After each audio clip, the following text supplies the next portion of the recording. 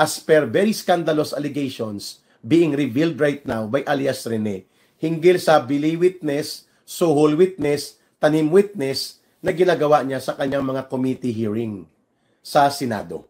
No, dapat may magreklamo. So para matabla niya o tatablahin niya ito at sasabihin niya ano pang saysay ng reklamo niyo, nag-file na nga ako ng complaint at ako nga ang nagpapaimbestiga dahil ako nga ang binibiktima, tapos i-investigate ninyo ako sa Senate Committee on Ethics. Ayun.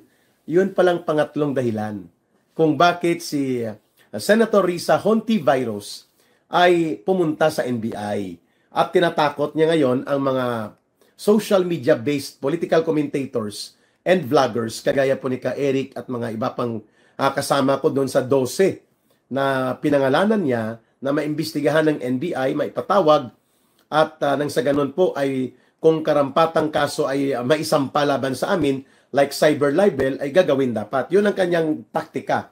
Maliban po doon sa taktika ng panggigipit, intimidation o pangpatahimikin kami at ang issue diversion na siya ang magiging pa-victim effect instead na sila alias Rene ang totoo at tunay na binibiktima niya. Ngayon, ang pangatlo ay magkaroon siya ng leverage dito sa Senate Ethics Committee investigation at sasabihin niya, itigil mo na ninyo yan. Bigyan nyo ng respeto ang aking pagiging biktima dito ng demolition job. Wow!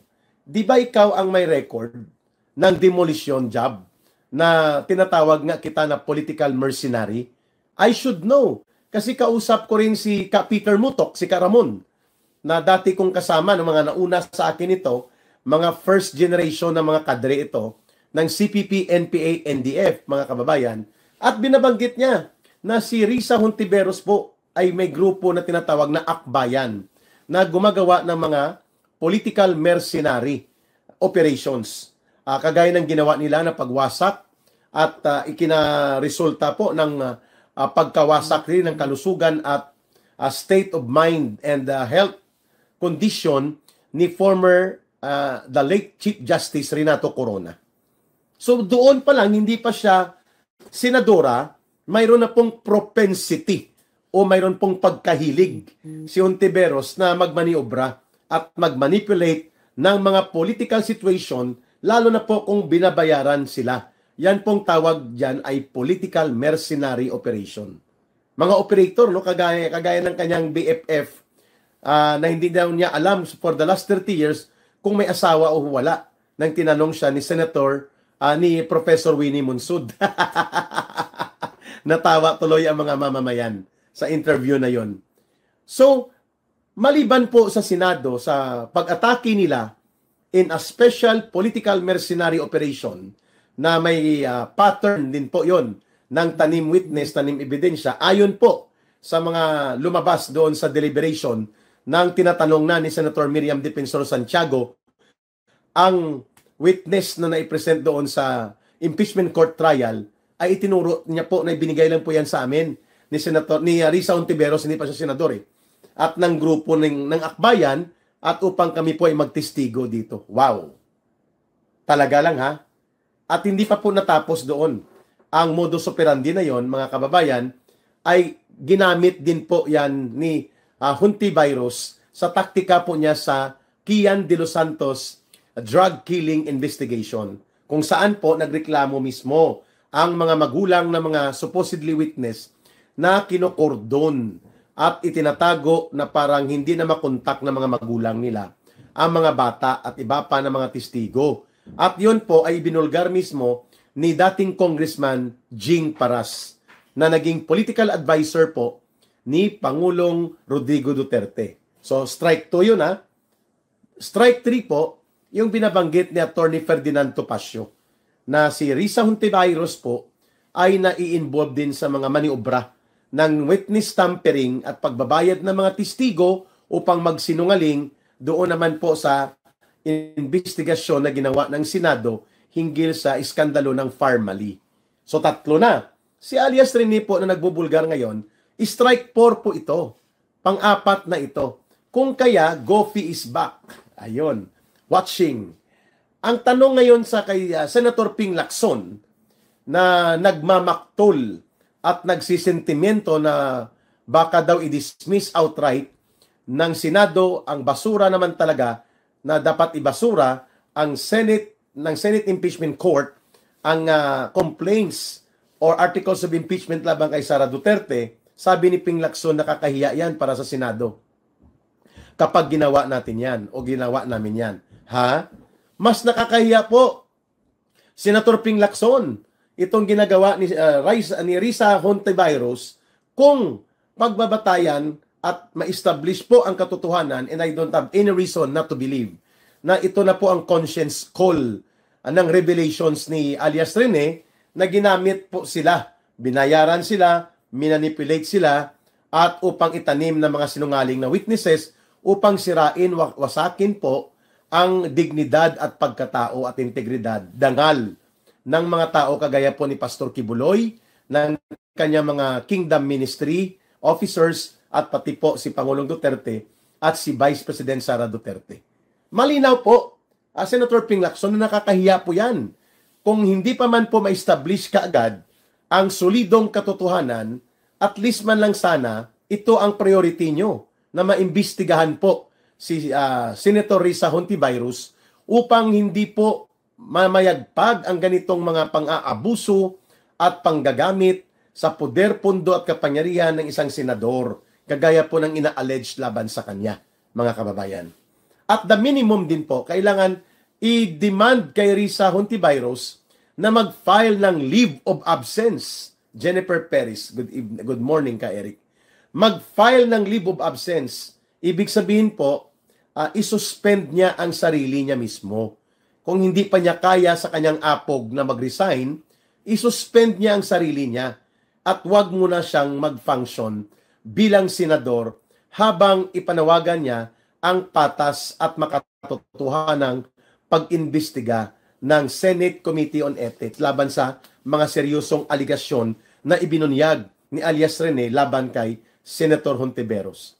It must be emphasized that the option of going into leave of absence, yan po ay pagbibigay ng matuwid na posisyon na hindi mo gustong maimpluwensyahan at ayaw mong ilibing sa basurahan itong seryosong mga aligasyon na inihayag ng isang testigong ginamit at binayaran po ninyo, Senator Hontiveros.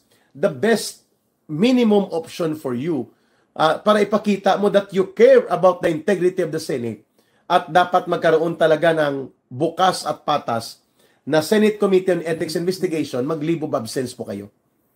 At kung alam mo naman sa konsensya mo, kung totoo naman pala na ganun nga ang ginagawa mo in the past and even at the present, na nangyari po ito doon sa iyong muro-muro at one-woman show na pagtatalakay sa mga kasong inihahambing mo sa Kibuloy Duterte Crime Group, dapat mag-resign ka kung wala naman palang katotohanan at ginawan mo lang talaga pala ng kwento at mga script at kung kaya kailangan mo gumamit ng mga tanim witness na modus operandi. Ayun. So, Danny Masayon, sir, please continue your fight against the leadership of BBM. Watching from Los Angeles, California, and we're praying for you. Thank you po, Danny Masayon. Vinang Kal, watching from Southern Leyte, and Sheng Cabildo, watching from Hong Kong. Ayun. So, ano pa po ang dapat na option dito? Ang dapat na option po dito, kung hindi mag-leave of absence si Senator Risa Hontiveros, ay kailangan pong simulan na ang pagbubukas, bukas mismo ng unang araw ng Senado ay atupagin at seryosohin po itong mga iskandalusong revelations na naibunyag laban kay Senator Risa Hontiveros. Kung kaya kailangan magkaroon ng Senate investigation sa Ethics Committee. Okay? At marapat lamang sa tingin ko yung proposal na nakabinbin noon nila Senator Robin Padilla na para hindi na po humaba pa ang usapin dito sa walang katuturan, walang saysay, at hindi naman po kailangan gawin dahil hindi naman solusyon sa kagutuman, kawalan ng trabaho, pagbagsak ng ekonomiya, pagkawala ng income, at pagkalugmok ng ating buong agrikultura at ekonomiya, wala pong maitutulong itong basura na impeachment complaints na ginagawang palusot nila Martin Romualdez. Dapat po ma-dismiss na ito. At instead na ito po'y bigyan pa ng pansin, ito po ang dapat bigyang pansin, ang paglalantad ng mga iskandalusong ibinunyag na modus operandi po laban kay Senator Risa Hontiveros na isiniwalat po ng isa sa mga naging biktima niya sa tanim witness na si alias Rene. Ayun. So mahalaga po ang magiging paninindigan dito ng Senado sapagkat kung hindi po nila gagawin ito at mag-aakto po sila na parang small boys fraternity, kampi-kampihan, kawawa po ang taong bayan dito. Sapagkat if the truth and factual information will be established to prove that indeed there is a modus operandi being adopted and executed by Risa Hontiveros while she is active as a senator, kailangan po talaga yan ma-establish sa katinuan at kaisipan ng mamamayang Pilipino na hindi po natin papayagan na salaulain at gamitin po ang Senado para magkaroon ng espesyal na operations si Risa Hontiveros na tinatawag nating for hire, political mercenary operations. Ayun. So abangan natin po kung may magfa-file ng Senate Committee Ethics Investigation. Kung wala, at ako po ay makabalik sa Pilipinas at tayo po ay bibigyang gabay ng Panginoon, I am volunteering. Ako po ay magbo-volunteer na magsumite ng complaint for Ethics Committee investigation upang ma-establish po ang pananagutan at katotohanan hinggil sa pagkakadawit ni Senator Risa Hontiveros tungkol po ito sa karumal-dumal na praktis ng pagtatanim, panunuhol at manipulasyon ng mga witnesses na ipinipresent pa sa official Senate Committee investigation. Yun pala pandaraya at yun pala tanim-tanim lang upang magkaroon po ng katuparan ang mga political demolition job na pinoponduhan ng mga principal nila. Like for this matter, ang principal po ni Risa Hontiveros po ay si Marcos Jr. at sila Martin Romualdez. Doon po nanggagaling yung mga planong ito. Kagaya din po sa CPP, NPA, NDF, sila po ay gumagamit din nitong mercenary and political demolition job upang po gamitin ang koneksyon sa gobyerno, poder at pondo upang mangwasak ng targeted individuals na ang target po nila ay maging bahagi ng demolition job nila. The way ito po ay ginamit nila laban kay Pangulong Rodrigo Duterte, laban kay Vice President Sara Duterte, and that includes already ang atake nila na gawa-gawang mga pagbibintang at mga kung ano-anong mga itinanim na kwento sa kaso na ibinunyag ngayon ni alias Rene ay sinira pala talaga nila Risa Hontiveros based on these revelations of alias Rene, ang pagkatao, integridad at dangal nila Pastor Kibuloy at ng mga ministro niya at ng organisasyon ng Kingdom of Jesus Christ. So pag-usapan natin yan sa susunod kung ano po ang magiging hakbang ng Senado. Hinggil po dito sapagkat ngayon nagpapalabas pa ng kanyang naratibo si Risa Hontiveros na parabang siya pa ang biktima. Ayun. And by the way, sumausaw na rin pala si Lula Laila de Lima. At ang sabi niya, ito ay isang vendetta daw ito, paghihiganti upang ipahiya si Senator Hontiveros. Subalit ito daw ay isang pinunduhan na operation. Wow, paano mo nalaman yan? Lola Laila de Lima? Mukhang kayo ang gumagawa niyan no? Kaya pamilyar po si Lola Laila de Lima sa pagsasabi po na orchestrated daw itong paglabas ni alias Rene. Orchestrated o hindi, that is not the point na dapat nating tingnan. What is the point? Ano ang mensahe na ibinunyag ni alias Rene?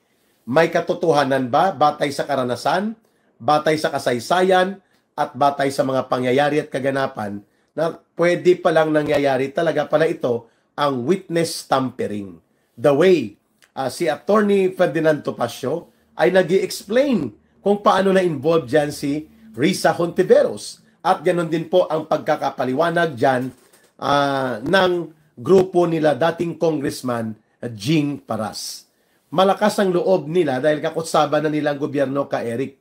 Kaya pati ang NBI gagamitin na nila para mangharas at mamirwisyo sa mga vloggers. I agree sa observation na yan, no? Nandyan din pala si Alona Tamayo, si Jocelyn Pagligayin, ayan, at si Maita Pangilinan. Uy, dami na ninyo sa Facebook. Palagi nang lumalaki at lumalawak ang ating mga live audience. Okay. Mayroon po tayong gusto ding idagdag mga kababayan. Yung hindi ko natapos na pananagutan din po ito ni Laila de Lima, yung cash advances niya na ibinunyag po ni Senador-elect Dante Marcoleta in the light ng kanilang pagiging ipokrito na todo atake sila, Flor de Les Villar and Salvacion Baconyata. Todo atake sila kay Vice President Sara Duterte hinggil daw sa confidential fund, no? Your Poti, nakita kita. At si Langging nandyan din. Ruhilda Langging Celis, ayun ang aking wife. Maagang pumasok sa Iloilo City Hall. Nagpa-check up, no? Okay, Langging, hello. Nakabalik na ko sa New York. So ito pong mga confidential fund pala, mga cash advances ni Laila de Lima. Magsasampung taon na, wala pong kaliwanagan kung saan ang mga resibo. Dahil walang disbursement voucher, walang resibo, walang liquidation report. Ang cash advance niya noong 2015 alone ay umabot po ng 123 million pesos. At ang kanyang without supporting disbursement vouchers, meaning walang resibo, walang intelligence project, walang case operation plan, 91 million pesos, na wala at naglaho na parang bula. And that was 2015. So, ibig sabihin, mga 10 years pa lang po, pwede pa itong habulin. Pwede pa po.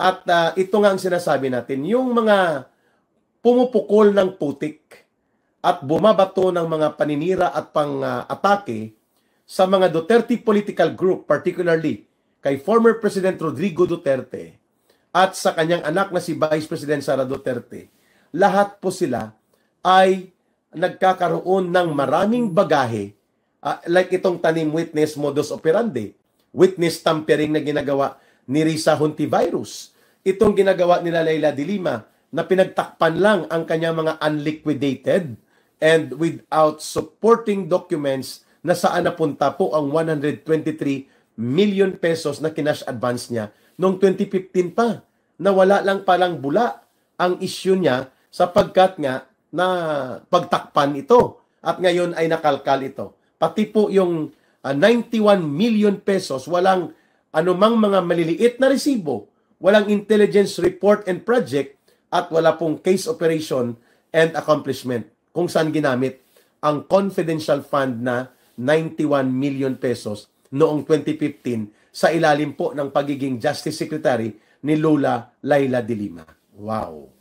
So ngayon hahanapan ninyo si Vice President Sara Duterte, bagamat natapos ng audit at nailusot po ito at wala pong nakita na disallowance o irregularidad ang Commission on Audit, kahit po sabihin pa na 11 days lang ay naubos ng nagastos ni Vice President Sara Duterte ang confidential fund na ibinaba sa kanya, pero nang ni-review at isinailalim ng COA sa kanilang mga audit rules and review ay pasado.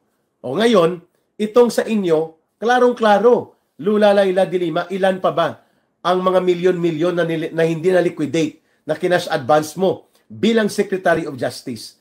At the same time, bilang ikaw ay bahagi ng tinatawag dito na may pananagutan ka sa ating bayan, kahit na ito'y nangyari pa noong 10 years ago. At ang barkada niya, si Risa Hontiveros. Si Hontiveros po. Pasensya po, ngayon ko lang ito gagamitin. May kasabihan po ng mga elementarya tayo na very popular, na kung sino pong magbabarkada, ay ganun din po ang kanilang diskarte at pinagsasamahan. Kaya may tinatawag tayong birds of the same feathers flock together. Oy! Sorry flock together pala. So birds of the same feathers flock together. Yan po ang kabalahibo ni Ontiveros at ang kanyang kapanalig na si Lola Laila de Lima, atat na ipako sa krus.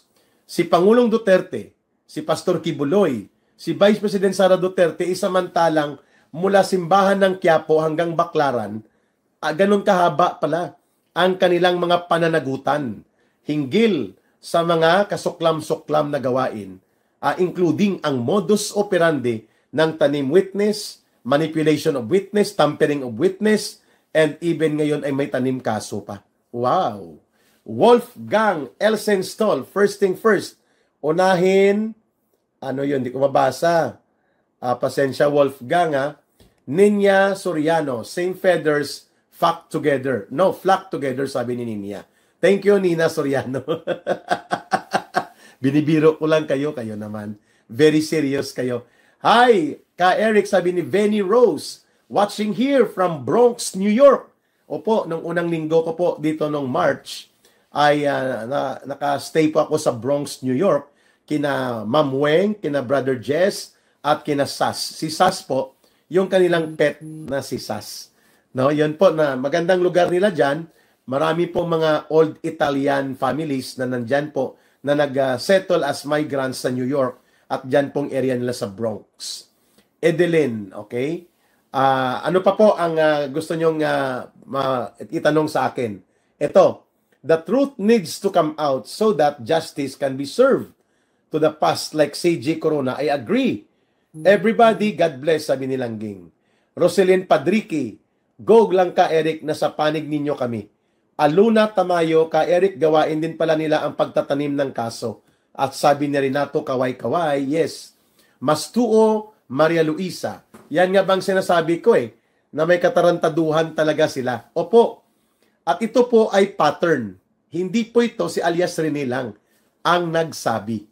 At si Sandro Lopez nandyan din watching from Tagum City, Davao del Norte. Oy, maraming salamat sa mga sumusuporta sa pamilya ko. Kay Langging sa mga anak ko na naiwan pa dyan sa Pilipinas, si Langging po nag-acknowledge siya at kami po ay nagpapasalamat sa mga kabutihang loob po ninyo. Voluntary, 5 pesos, 10 pesos, 100 pesos, malaking bagay po yon.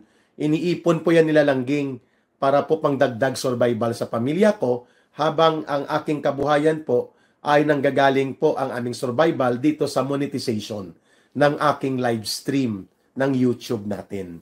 At ang numero po ni Langging, kung gusto nyo pong i-contact siya at kayo po'y maglinya para hindi kayo may scam, ang number po ni Langging ay +63 tapos 916-308-7710 +63-916-308-7710. Rohilda Celis po ang pangalan niya.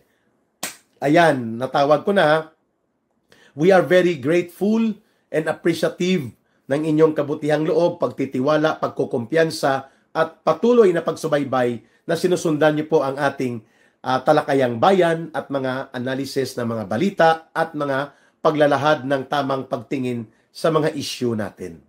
So bagamat medyo seryoso ang ating mga topic, hindi po natin dito tinatopic ang mga personal na buhay ni Pangulong Duterte, ang mga girlfriends niya, sapagkat hindi naman po mahalaga yon para sa pagbubuo natin ng pambansang kamalayan upang makita natin ang pangangailangang magkaisa ang mamamayan upang baguhin po ang nabubulok na uri ng pamahalaan na mayroon tayo ngayon sa ilalim ng Marcos Romualdez. Kung kaya namamayagpag po itong sila Risa Hontiveros, sila Lola Laila de Lima, na mga dati pong nilabanan yan ng taong bayan, isinikway, o sila po'y itinakwil, at sila po ay itinaboy na maging leader pa ng ating bayan, subalit sila po ay binuhay na parang zombie ni Marcos. Kasama po ng pagsusumikap ni Marcos at Romualdez na buhayin din po ang CPP, NPA, NDF na pinalugmok na po ito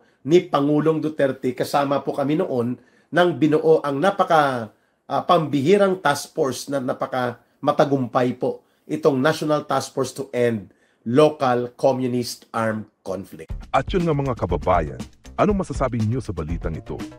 Maaring ihayag ang inyong opinyon at kuro-kuro sa comment section sa ibaba. Huwag din kalimutang mag-like, mag-subscribe at mag-share sa bidyong ito. Maraming salamat sa panonood.